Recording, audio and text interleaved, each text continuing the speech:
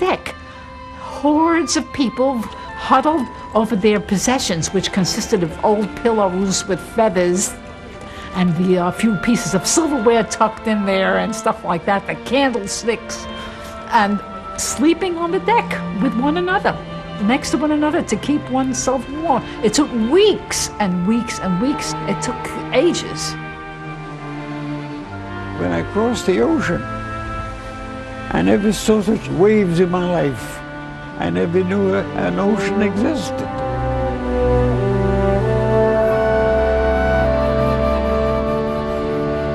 Approaching the New York Harbor, the Statue of Liberty was there, and it gave me a free feeling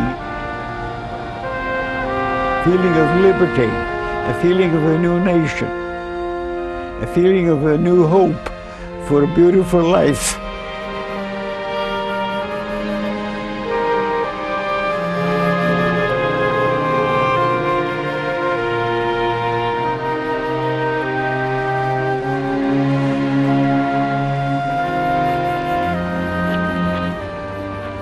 There's something wonderful about being an immigrant. There's something so deliciously naive and happy about being an immigrant who has escaped from something. My father would say from time to time, no matter how bad things were, at least we're free.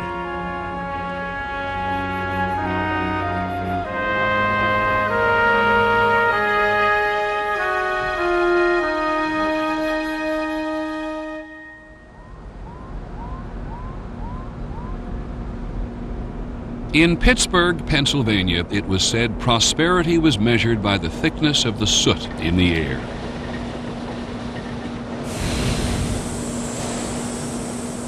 Oh man, whatever them furnaces let loose, the whole sky was full of red dust.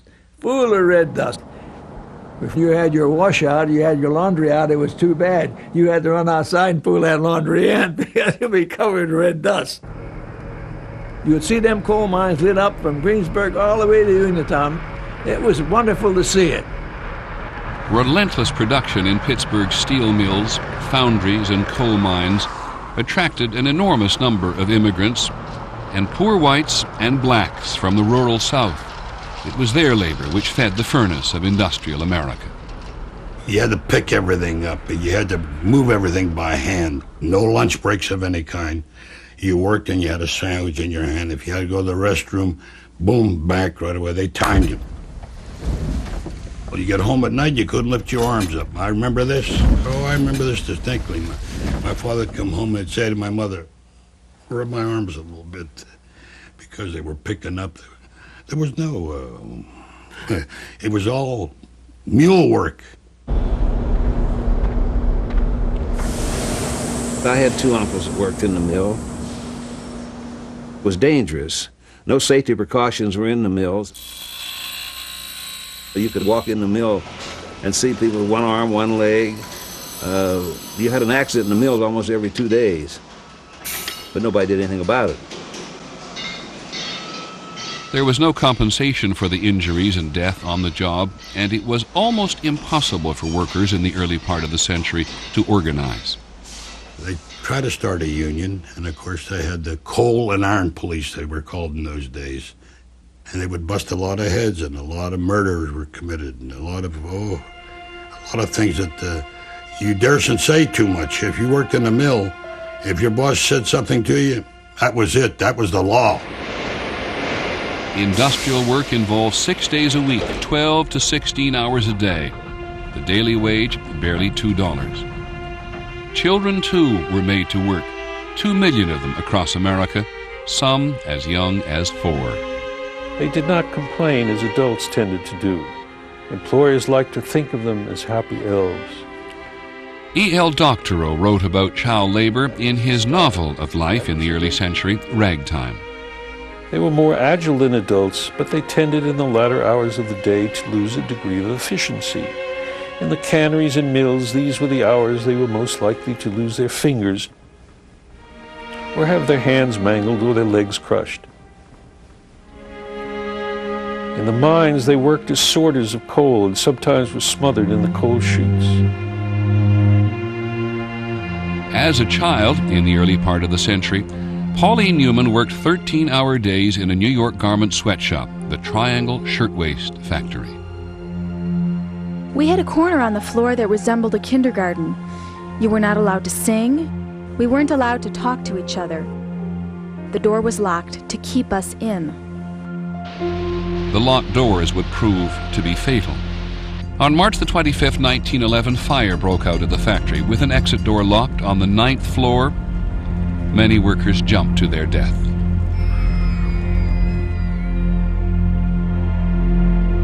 I was 11, and I remember all of a sudden all of East New York went crazy because the kids were running around with the newspapers hollering extra that all these people had died in that fire.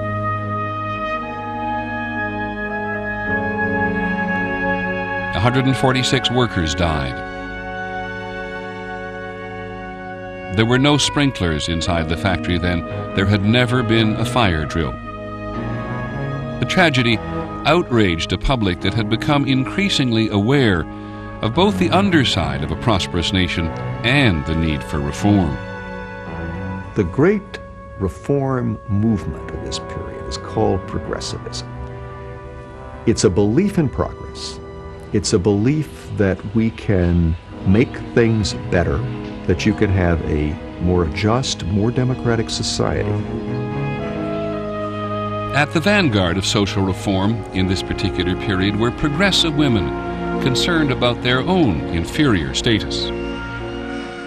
When I was a girl, a woman didn't have rights to custody of their children. They didn't have the right to own property. A woman teacher didn't have the right to marry. She didn't have a right to live alone. She had to board with a family. And if she started dating, or if she went out at night, she was fired. For progressives such as Frances Garrison Villard, suffrage, the vote for women, was the key to emancipation. Grandmother was a very strong militant suffragette.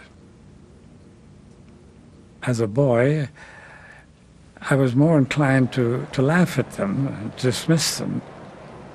I didn't see any reason why they should have a vote.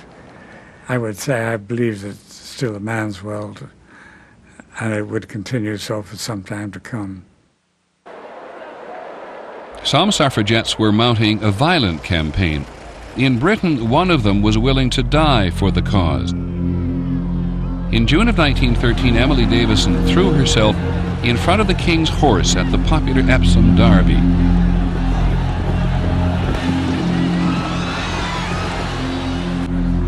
She died with the inscription, "Votes for Women," sewn into her coat. That kind of sacrifice inspired American suffragettes to intensify their campaign. The right to vote would also prove elusive for America's 9 million blacks. Black men could vote in theory, but in fact most were barred by white intimidation, poll taxes, and literacy tests. 85% of black Americans lived in poverty in the southern United States, segregated from whites by so-called Jim Crow laws, laws upheld by the Supreme Court that all but wiped out the freedom and equality once promised by emancipation. It is the complete denial of the American dream. They cannot go to the same schools with whites. They can't drink from the same drinking fountains. They cannot sit in the same part of a streetcar or in the same cars on a railroad. It's a horrible time. White politicians compete with each other in the South for being more, at least verbally, violent toward African Americans, and in many cases are encouraging or at least abetting actual violence.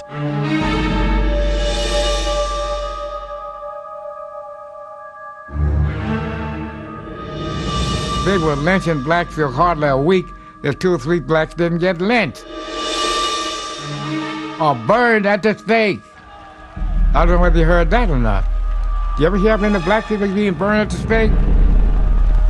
Well, that's what happened. I lived in those days. The most prominent black leader at the turn of the century, Booker T. Washington, accepted the notion of separateness. He asked blacks to better themselves through work and vocational training. From whites, he asked for help, not equality. Booker T. Washington was born a slave, called his autobiography Up From Slavery. This is a man who has pulled himself up by his own bootstraps. And he takes the perspective that it would be foolish to challenge what's being done to them too soon and too openly. But there would be a challenge. In 1905, the black intellectual W.E.B. Du Bois urged a new struggle for full political and social equality. Entrenched resistance to such change would make civil rights, as Du Bois predicted, the major social issue in American life for the rest of the century.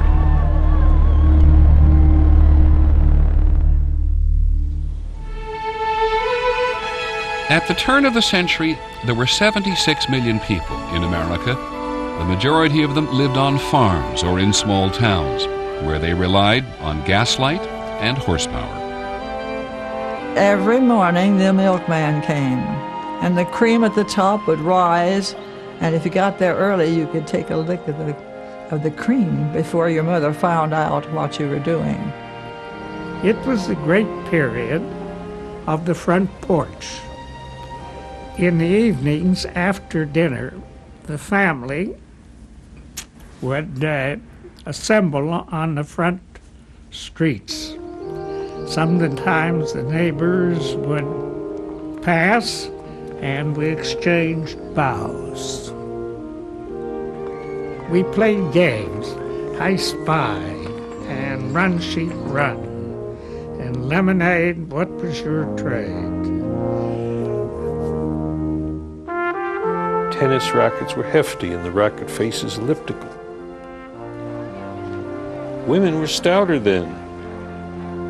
They visited the fleet carrying white parasols. Everyone wore white in summer. That was the style. That was the way people lived. But the rhythm of American life was quickening in the early years of the century as more and more people headed for the cities, for the bright lights and the myriad opportunities.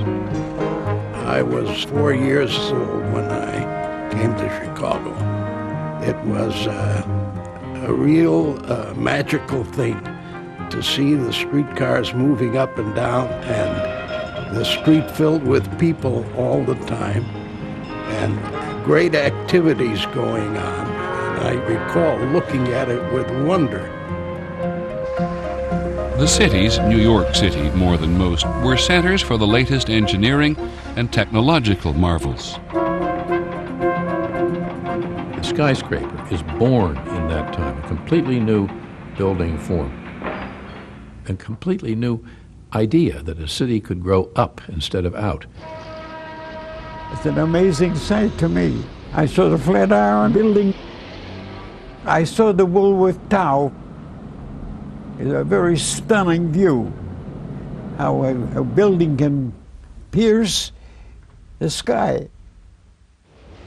And underground, there was a new way to travel. In New York City, the subway was inaugurated in 1904.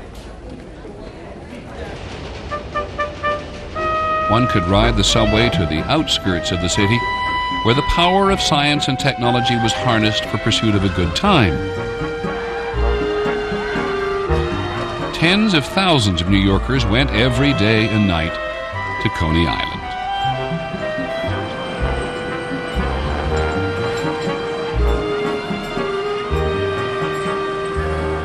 When I came there, my brothers immediately treated me to a hot dog, Nathan's. I dove right into the water and tasted all over me the salt of the sea. I was baptized by nature. There was a kind of freedom that I never dreamt that I could have. That sense of freedom was also spread by the availability of ideas. In the early part of the century, some 9,000 public libraries in the country dispensed information freely and democratically. One